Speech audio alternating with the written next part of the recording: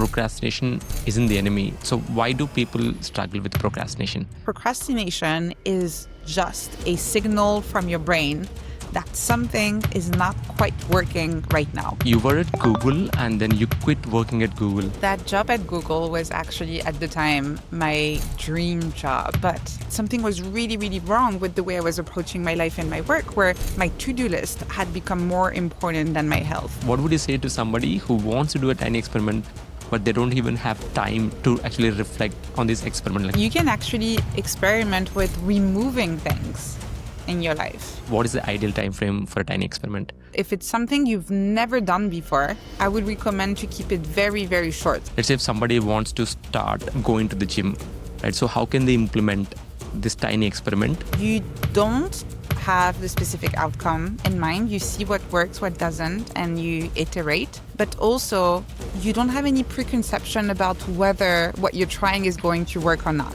Curiosity, and why is it important? Whenever you're faced with uncertainty, you actually have two potential responses. The most important part of a tiny experiment is to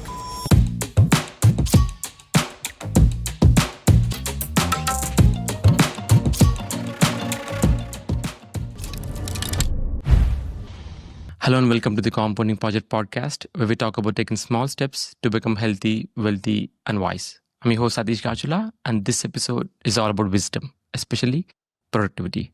Our guest today is Anne-Laure, who is joining us from London, UK.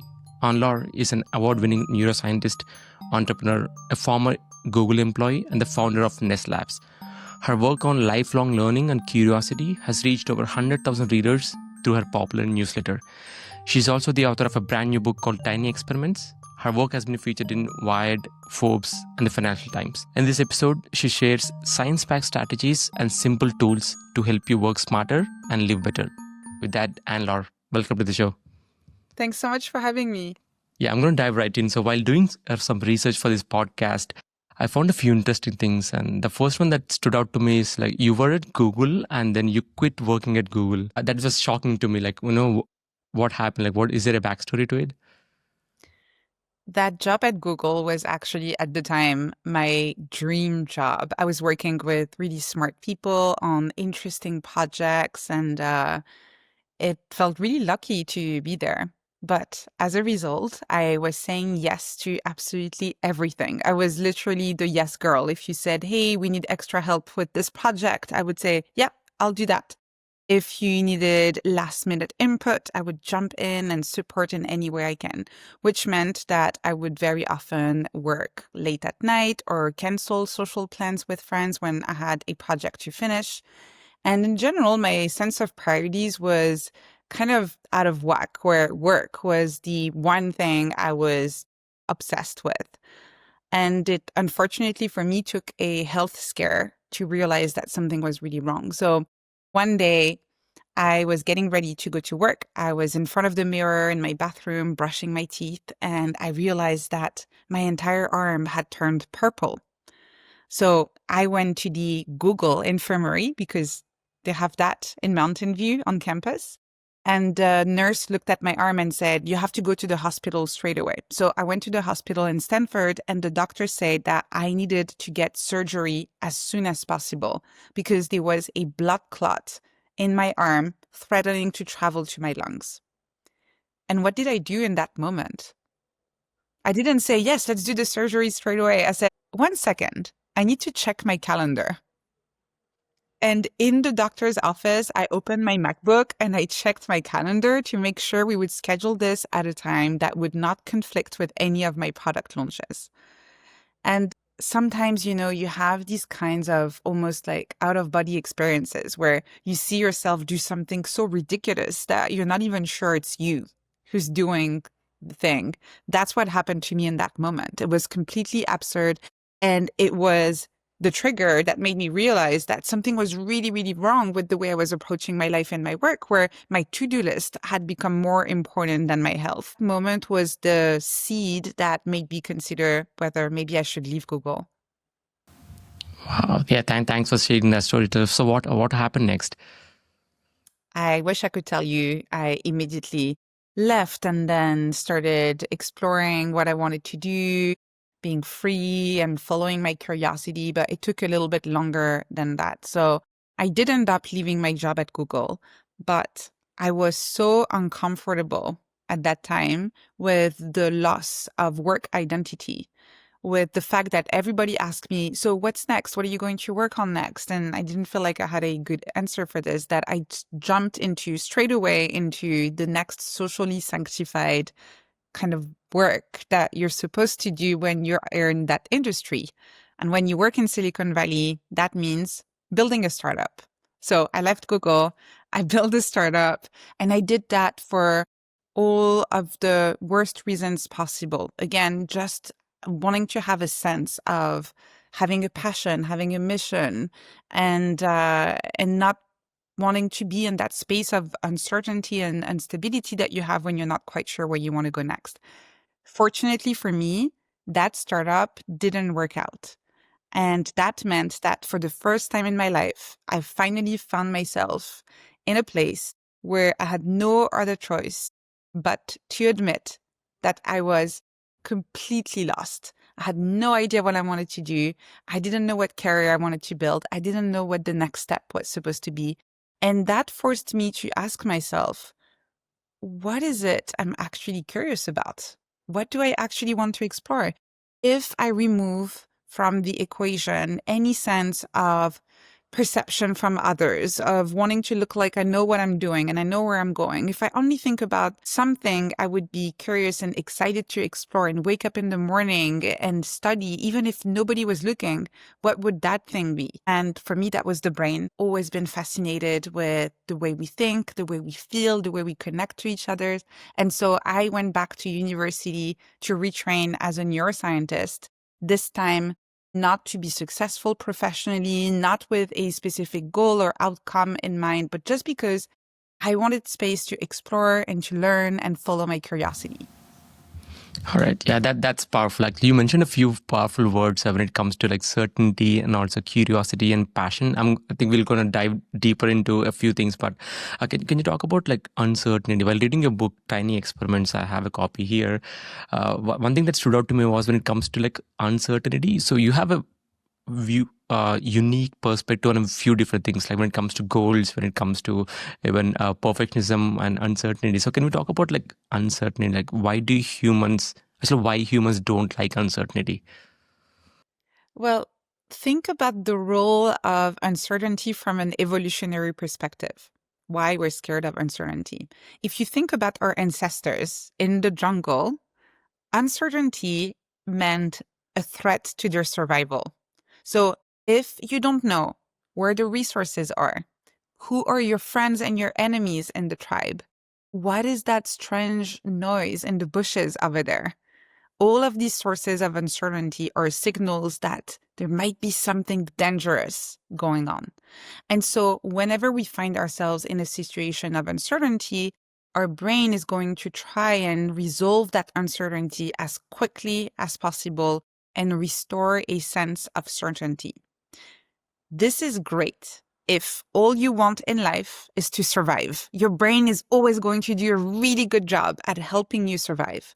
But if you're someone who wants more out of life than just surviving, you want to grow, you want to evolve, you want to thrive, you want to figure out what you like, you want to be curious, adventurous, then that mechanism, that fear of uncertainty, can get in the way of your personal and professional growth. Got it. Got it. So our brain still thinks that we are in the savannah, right? But we know we are, we so we are not worried about our survival because we have access to everything. We're in this modern world, but our brain thinks we are in the savannah. So so instead of like uncertainty, then how can we overcome? Like you mentioned curiosity over uncertainty. So can you talk about curiosity and why is it important? What's really interesting about our brain is that whenever you're faced with uncertainty, you actually have two potential responses. So as I mentioned just now, the automatic response we tend to have is a response of fear and anxiety. But you can actually decide to approach uncertainty with curiosity instead. And when you do that, what you do is that you reactivate your prefrontal cortex and downregulate the amygdala, which means that you re-engage with the thinking part of your mind. That allows you to look at the uncertainty with a little bit of healthy distance. And so instead of feeling like you're in the jungle and you need to run away and go and hide somewhere, you can approach uncertainty a little bit more like a scientist. So when a scientist is faced with something they don't quite understand, they don't run to the other side of the room and try to hide, right? It's the opposite. They're drawn to that uncertainty. They feel like, interesting. What's going on here? What can we learn from this? And so that's what happens if you switch your response to uncertainty from anxiety to curiosity. We'll get back to the episode in just a few seconds. 94% of people who watch this channel haven't subscribed.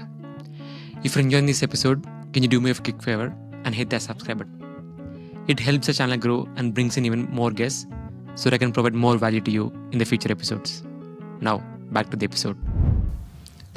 So it's just that, we have to think about our thoughts, right? And then understand that, okay, this is okay, right? This is okay. And then, switch that mindset to curiosity, like, why is this happening? And then and that's a good segue to talk about your book, like Tiny Experiments. So what the first question I had, like whenever I saw this cover, right, the Tiny Experiment, the first question I had was like, what is a tiny experiment? Like, for somebody who's not aware of this, who's hearing this for the first time, what is a tiny experiment? The way I describe a tiny experiment is basically deciding on an action that you want to test for a specific duration. And this is inspired by the scientific method. So when a scientist, again, is faced with uncertainty, what they need to know are only two things to design their experiments. First, what is the thing they want to test? And second, what is the trial period? And it's the same thing with a tiny experiment. You pick an action and a duration. So, for example, you might say, I will meditate every morning for 15 days. Action and duration. I will write a weekly newsletter for 6 weeks. Action and duration. I will call my mom every Sunday for the next month. That's an action and duration. What's different in between a tiny experiment and a goal is that with a goal, you have a binary definition of success. There is an outcome that you want to get to. And either you get to this outcome and you call that success, or you don't get there and you call that failure. With a tiny experiment, success is learning something new. So as long as you complete your experiment, and whatever the outcome, even if the outcome is unexpected, if you discover something new about yourself, about your work, or about the world, then that is success. And the difference between a tiny experiment and a habit is that a tiny experiment has a duration. For a habit, you commit to this for the rest of your life. You say, I will drink water every morning for the rest of my life, or I will every evening for the rest of my life. With a tiny experiment, you say, I don't know actually if I will enjoy this, or if it will be helpful, or if it will actually align with the way I want to manage my life and my work, but I will give it a try for that duration, and I will decide what to do next once I'm done collecting my own data. That's actually very powerful. There are a lot of nuggets in what you just said. The first time I heard like tiny experiments, that made total sense, because now I understand why whenever I used to come up with a goal, right, and then it's goal is something that's actually not in our control. I mean, what's in our control is our inputs, right? It's not the output. And then I love the way you explain, you said, I will and so and for a certain period of time. So that's like, it's small, it's actionable, and also you're actually reflecting on what you did, right? So that's powerful. So can we talk about, a compounding project is about, getting healthy, wealthy, and wise. So let's take an example when it comes to health. Let's say if somebody wants to start going to the gym, right? So how can they implement this tiny experiment with going to the gym? So if you had a goal, you would say, I want to be at this level of, muscle mass or fat or weight by this date, right? That would be a goal. A tiny experiment would be, I will go to the gym and perform this kind of exercise or follow this protocol or whatever for the next 3 months, for example. And I will pay attention to what works and what doesn't work for me so I can keep on adjusting and improving my approach. You don't have the specific outcome in mind. You see what works, what doesn't, and you iterate. But also, you don't have any preconception about whether what you're trying is going to work or not.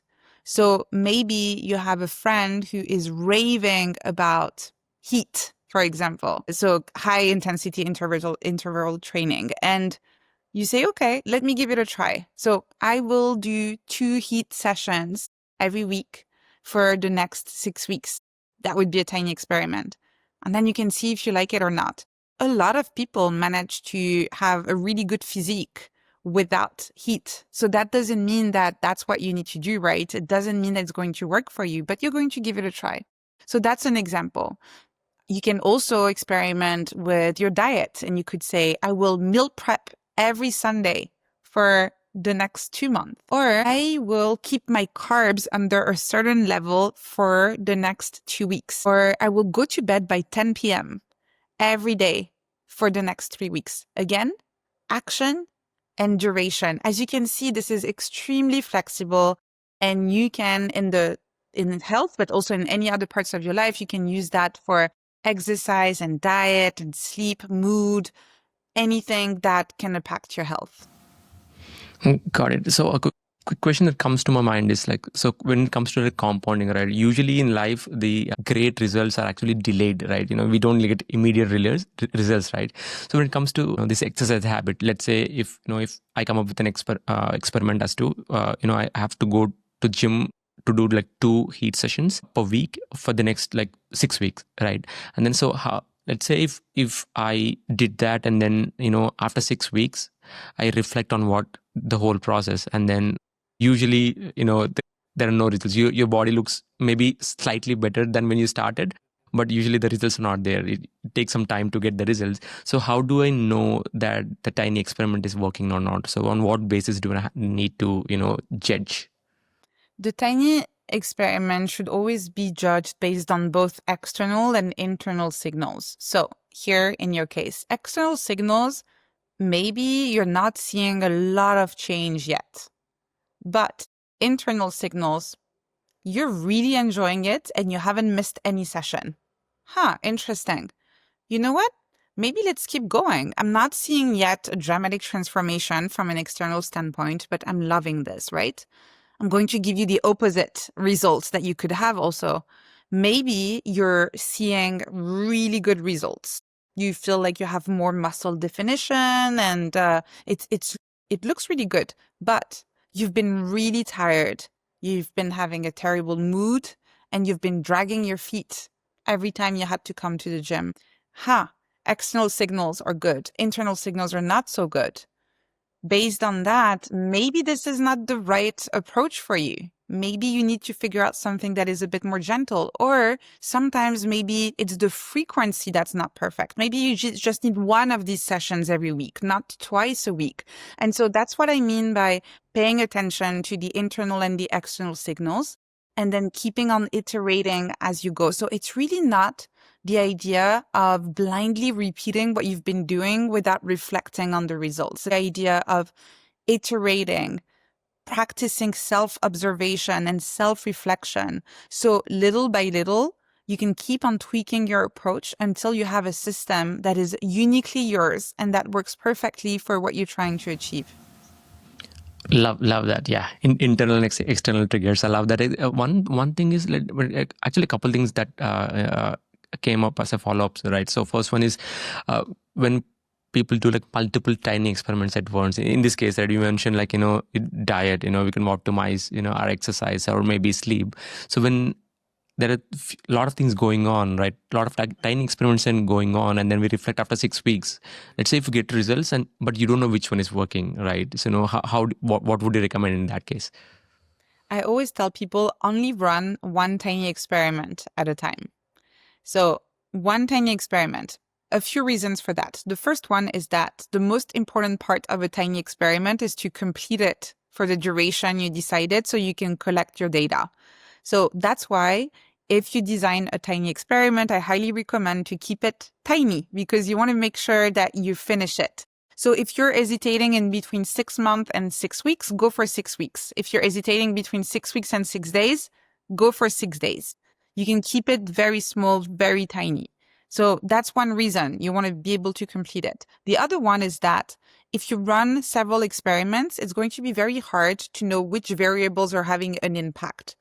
And it's going to be very hard to judge whether you should keep going or not, what is affecting the different results that you're seeing. That's why running one tiny experiment at a time is good.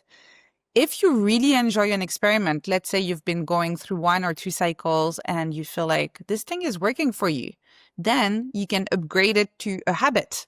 And we know we can do habit stacking. Once the habits are in place, you can stack different habits. That's completely fine. But you can only do that because they have become almost like an automatic part of your life. You don't really have to think about it when you do them. For an experiment, if you're still at the experimental stage, one tiny experiment at a time. Okay. Yep. Yeah. I'm a scientist myself, so I know why, like, we do want to see only one, like, do one experiment at a time because of this, confounding and stuff. So when it comes to one last question, man, before we move on to the next section, when it comes to the time frame, you mentioned, like, we talked about like 6 weeks, right? What is the ideal time frame? Like, is 1 week too little, or is 1 year too much when it comes to, like, what is the ideal time frame for a tiny experiment? It really depends on the action that you're going to test, and not just what the action is, but your own experience with the action. So if it's something you've never done before, I would recommend to keep it very, very short, because at first you just want to see whether it is even worth for you to explore. You're dipping your toes, right? If it's something you've done in the past that you know kind of works for you, but you haven't quite figured out yet the perfect system, or maybe you need a bit of a forcing mechanism for accountability, so you actually complete it, then you can go for a little bit of a longer duration. So, for example, when I did a meditation experiment, I had zero experience with meditation. So I did it just for 2 weeks because I had to keep it really small just to be able to finish it. But when I did a writing experiment, I did it for 100 days because I already had a lot of experience writing and I wanted to see if I could do it on a daily basis. So ask yourself, how comfortable am I with that action? And that should inform the duration. And then obviously there's the frequency of the action itself. If it's a weekly experiment, don't do it for 1 week. You're not going to be able to collect enough data, right? So if it's a weekly experiment, like writing a weekly newsletter or hosting a weekly meditation with your friends or anything like that, then maybe do it for at least 3 to 4 weeks so you have enough data. If it's a daily experiment, you could technically go as short as 5 days. In the Nest Labs community, I've done 5-day community experiments with everyone, and they can work really, really well. The great thing is that because those are cycles of experimentation, if you finish one cycle, you finished the 5 days and you loved it, then you know what? You can do it again. Nobody's telling you that you can't do it again. So you can do another 5 days, or you can say, let me do it again, but for 2 weeks or 3 weeks this time. Got it. Yeah, I'm actually loving this conversation. Like, the stakes are very low when it comes to, like, tiny experiments, right? I mean, we're not starting with these huge goals, and then we have seen all these examples of where people on New Year, like January 1st, they come up with these audacious goals, right? Lose, like, maybe get a six pack in 6 weeks, and then after week two, everything falls apart because they came up with this huge goal, which again, like, it's very hard to follow, especially when you don't see the results. So I'm actually loving this conversation when it comes to, like, action and duration. So one thing, for initial impression for me when I read tiny experiments was, for people who are not aware, it feels too academic, right? It's like when you say, like, scientist, experiment, duration, action, reflection, this sounds too academic. And what would you say to somebody who wants to do a tiny experiment but they don't even have time to actually reflect on this experiment? Like, what would you say to that? A lot of people think that conducting experiments is always about adding more stuff and that it takes more time. But you can actually experiment with removing things in your life. So one of my favorite experiments to get people started is I will not bring my phone in my bedroom with me for the next week. That's it. That doesn't take more time. It takes only 1 week, and you do that every day. Or rather, you do not do that every day. Do not bring your phone in your bedroom with you at the end of each day. And then at the end, you can take 5 minutes to reflect. And I have a very simple tool in the book, which hopefully is not going to sound too complicated or too academic. It's the most popular tool at Nest Labs. I've had thousands of people use it, and this is the tool people tell me they've been using for years sometimes because it's so simple that you can do it in 3 minutes. It's called plus minus next.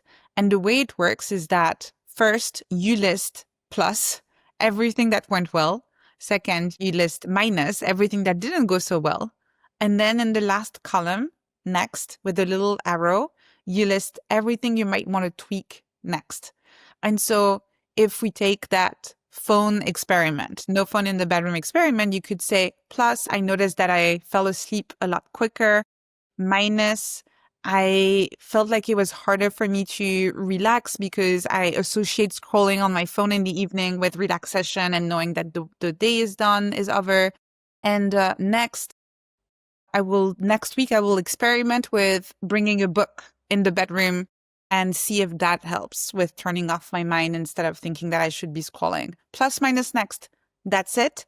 And this is how you create those growth loops, because instead of just doing the experiment, you have a little bit of time to actually reflect and figure out what you liked, what you didn't like, and what you might want to tweak next.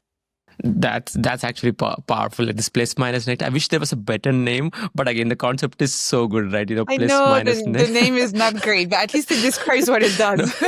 Yes, for sure. Like I can explain it now. It's not just a different a framework, but I understood. Once you have these small actions for plus minus next, and it actually gives you some momentum to actually do what to do next, right? So before we hit record, we talked about procrastination, and you have a unique perspective when it comes to procrastination. So you said procrastination isn't the enemy. So why do people struggle with procrastination? Procrastination is very interesting because this is something that all of us are very comfortable talking at a conceptual level, but very few of us like to admit to it. So you never go to your boss and say, sorry, boss, I didn't finish the project because I was procrastinating. You always say that it was something else.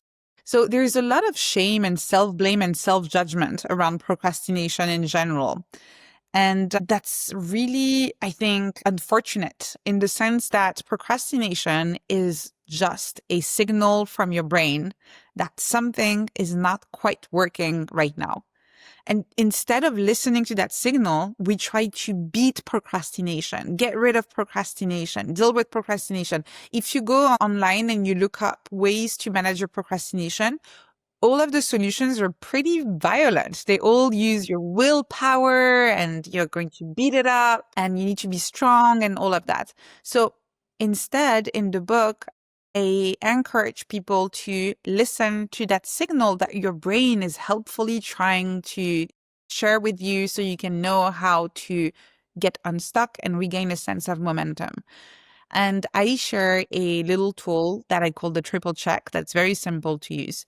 So the idea is that whenever you procrastinate, instead of pushing through and using your willpower, you say, hello, procrastination. Welcome back. What are you trying to tell me? What are you trying to communicate? Is the problem coming from the head, from the heart, or from the hand? If the problem is coming from the head, it means that at a rational level, you're not fully convinced you should be working on this task in the first place. If the problem is coming from the heart, it means that at an emotional level, you don't feel like this task is going to be enjoyable or exciting. And if the problem is coming from the hand, it means that at a practical level, you don't believe that you have the right skills or the right tools or the right support network in order to complete the task. And what's great is that when you are systematically curious about your procrastination and you really try to debug where the problem is coming from, you can also systematically find solutions to get unstuck. So if the problem is coming from the head, then go back to the task itself. Maybe brainstorm with your team or on your own or with AI to try and figure out if there isn't a better approach here, something that is more aligned and that makes more sense at a strategic level.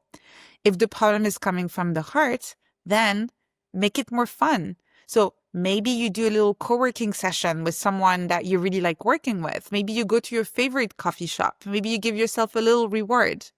And if the problem is coming from the hand, then raise that hand. Ask for help. That could be coaching, that could be mentoring, or maybe you just go and watch a video tutorial online to see how to approach the task. But don't stay stuck. Don't stay in analysis paralysis. Do not have any self-blame or self-judgment. Just listen to procrastination. Treat it as a signal from your brain. Learn from it, and then systematically find a solution so you can know how to proceed. Interesting. So you mentioned head, heart, and hand. So let's take an example. The major thing that people struggle when it comes to procrastination is with taxes. Filing taxes on time. That's the last thing that anybody wants to do, right? So how can we use this approach, head, heart, and hand, for to file taxes? Great. So taxes. Is it the head? Should I be doing this? Well, yes, you should probably do your taxes. That being said, maybe you have resistance because you don't think that right now is the right time to do them. In a lot of countries, you can actually ask to defer them by a month or two. And if there is really another extremely important work project right now, and this is creating a lot of anxiety for you, have to do your taxes while working on, say, a big product launch, it might be worth looking into that. So that's the head. That's the rational aspect. Let's say that the head says, you know what? I don't have anything else very important going on right now. I should probably do that now. Let's do those taxes. So rationally, we're convinced. You move on to the heart. Emotionally speaking, is this fun or not? I'm going to assume for most people that it's not fun. I am yet to meet someone who told me that they love doing their taxes. So how can you make it more fun? So as I mentioned, if you're based in a country where everybody has to do their taxes exactly at the same time, maybe grab a friend. And especially if you're a freelancer or an entrepreneur, maybe grab a friend who's in a similar profession and go and do a little co-working session in a coffee shop where you do your taxes together, mostly for emotional support, right? So you can kind of rant together and say, this is horrible, but it's less horrible when you do it with a friend. Second, if you start being a little bit creative, is there a way to make it more fun? Is there maybe a SaaS product out there that you could pay for that is going to maybe pull all of your information from your bank account and present it to you in a way where it is going to be a little bit more enjoyable? And again, I don't think it can be really thrilling to do your taxes, but making it a little bit more fun. And so maybe you could spend 5 minutes looking at different solutions. Very important here to put a timer on when you do that, because it can become disguised procrastination to try and find a solution to make it more fun. So just pick something, grab a friend, find a tool, and do it. Now, let's say that the head says, let's do it. The heart says, okay, we have made this as fun as we could, considering the task at hand. And maybe there is still a little bit of procrastination. Maybe it's the hand. Maybe you're actually a little bit confused with how to file your taxes. Maybe you used to be a full-time employee and it's your first time being a freelancer. And so there's a lot of change and you don't know how to do this. Again, instead of procrastinating, go and get that information. Maybe it's a short 1-hour webinar course that walks you through everything that you need to know. Maybe it's asking a friend who's been a freelancer for 5 years to walk you through very quickly the different categories that you need to go through. And as you can see, sometimes you can actually pair the heart with the hand. So if you grab a friend and you do it together, they can also help with the practical aspects. So that's how you use this tool. That's how you go through the head first, then the heart, then the hand, and you can find solutions proactively in order to manage your procrastination in a self-compassionate way, not by beating yourself up. Love it. Love that advice. I mean, I just want to emphasize for people, Anne-Laure is not just, a wheelchair philosopher. She's actually walking the talk. She has done her PhD in neuroscience, and then she has done like multiple number of tiny experiments. And then this has some data and also, experiments, backed up, right? So I wish people will take action right after listening to the episode. So before we jump to the last segment, I want to talk about perfectionism, because you have also unique takes on a lot of things. And then, a few things that stood out to me was like uncertainty, procrastination, and the last one, perfectionism. So can you talk about why people struggle with perfectionism, and is it good or bad? Perfectionism very often stems from our experience as a child when we were pushed to be successful in school and in any activities that we were doing. It is a way to prove to ourselves that we are a useful contributor to society, and a way to feel like we matter. We're making a good contribution, and it would make a difference whether we're here or not. So it can run really deep in terms of the causes of why we are perfectionist. The issue, though, is that it is very often a limiting factor in our growth, because when we try to do everything perfectly, we might not allow ourselves to fail, make mistakes, and learn from them. And so clinging to that perfectionism can actually be very detrimental in the long term. Modern society has made things worse in the sense that there is now this giant leaderboard we're all looking at on social media, with everybody projecting a perfect version of their lives, perfect version of their work, perfect version of their success, that is very often ignoring or hiding, proactively or not, consciously or not, but still, the messiness behind the success, the messiness behind the work. And so we compare the quality of our work, quality of our output, to this glossy, perfect version that we see online. And we try to get to that level of perfection, which is impossible because, again, it is a photoshopped version of perfection at a metaphorical level. So what I really encourage people to do is I call them your ambition dials. And it's really imagining that you're in front of a dashboard and you can adjust where you're going to try and aim for perfection and where you're going to actually turn down your ambition dials and say, you know what, for this thing, I'm just going to go 60% or 70%. And what that might look like in your daily life is, for example, let's say that you have a very big presentation at work with a client, and that's taking a lot of your time, a lot of your attention, a lot of your energy. And so you might tell your spouse at home, hey, I'm not going to be perfect at home this week because I'm fully focused on this thing that is happening at work. I'm telling you so you know why. I'm also telling you so if there is anything really important at home where you need my attention and you feel like I've been ignoring it, you can remind me. You can tell me, hey, I know you're busy at work, but this thing is very, very important, instead of resenting me or wondering why I'm not paying attention to this thing I said I was going to do. What that does when you adjust your ambition dials in this way is that, first, it will free up mental energy for you because you're not trying to be at 100% across the board. You're going to try to be at 100% for that work presentation and maybe 70% at home.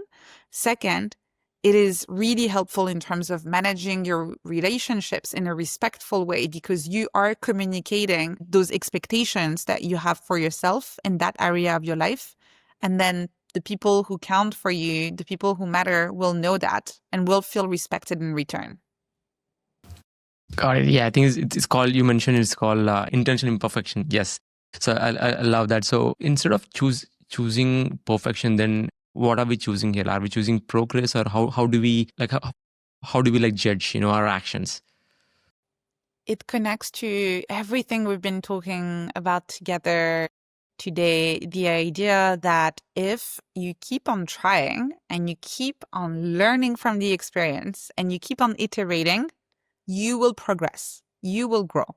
You don't know what that looks like because you don't have a perfect blueprint, step-by-step recipe of how to be successful. But if through each iteration, you keep on learning, and we're on the compounding project right now, all of these lessons will compound towards something that is very hard for you to imagine today, but that's what you want.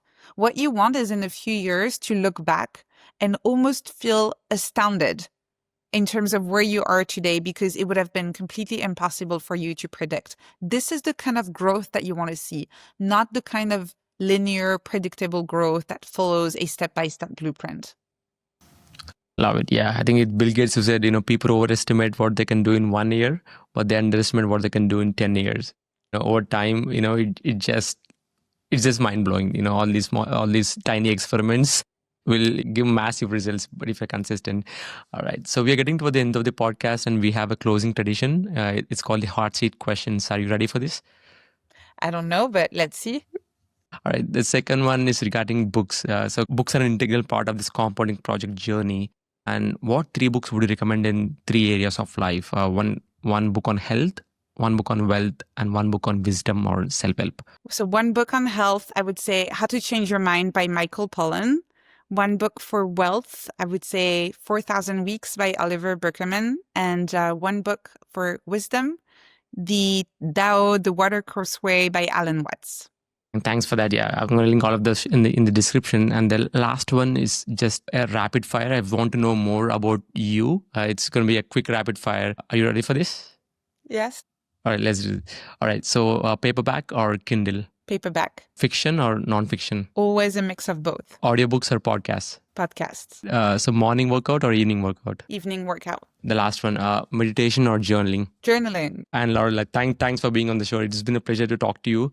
How can people learn more about you? You can go to nestlabs.com and subscribe to my newsletter, which I write every week about a lot of the topics that we discussed today. And my book is called Tiny Experiments, and it's available anywhere books are sold. Right. Yeah. I've already read it twice. I would highly recommend people read this book. It has got a lot of actionable advice right there. If you found value in this episode, then please don't forget to subscribe to Compounding Project Podcast. Until next time, trust compounding and take action now. Thank you so much for watching or listening. If you enjoyed this episode, can you do me a quick favor and hit that subscribe button? If you like this episode, then you might enjoy this episode, which links in with some of the stuff we talked today. Thanks for watching. I'll see you next time.